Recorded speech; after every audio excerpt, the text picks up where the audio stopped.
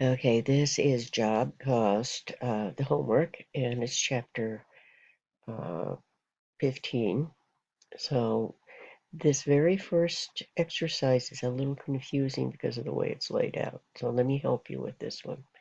What we're looking at is how do you sort out cost for 1 month when you have prior cost in it for the previous month and you have all of these jobs mixed together. So let me show you what we need to do here. We're looking for the material cost for June. Now, job 102 has May costs in it. See this? Cost for May. None of the other jobs have any May costs, just the job 102. So if somebody says, how much material did you use in June? I've got to take this cost out. The same thing for labor. I would have to remove that. So this is a little table that you would use. You would take job 102, which is right now, this is accumulated costs here, okay? This is prior costs. So these costs are in these costs. So I take the accumulated cost, 15,000. I deduct the prior cost of 6,000, which gives me 9,000 for June for job 102. Then it's just a very simple matter of adding in job 103 and 104 to come up with total material cost. You'll do the same thing for labor for this one. And if you go down, you'll find same table, and I just want you to figure out how much true labor is in June.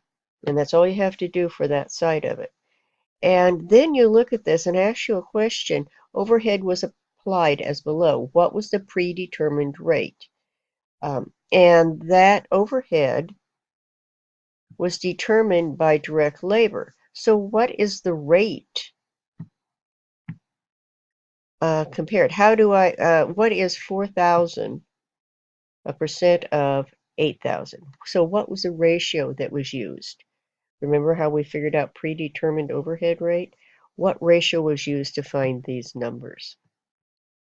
And then finally, how much of the total cost was transferred to finished goods? Well, what was completed?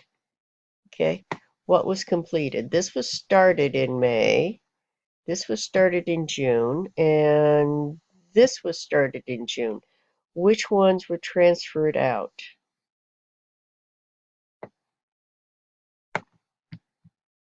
Now, if you look up here, here's where they were started at. You see that? But look, here's where they were finished. So job 102 and 103 was transferred out. How much was that transfer? And that's what you're going to come down here and calculate. So I think at the top of this, I have job 102, 103. What were the costs accumulated? So it's going to be these costs right here. This was what was transferred out. This one wasn't finished till July, so it's going to stay in there. So these two were transferred out, and what would be the amount of the cost of goods manufactured? And if you add those up, you should come to these amounts. So that's just a little bit of explanation of how this works. So you should be able to do this without too much trouble. Let's look at I think that's the only one that's a problem. If I think the rest of them are a problem, or you think they're a problem, email me and I will help you with them. I'll try to do a video for them. All right? Thank you.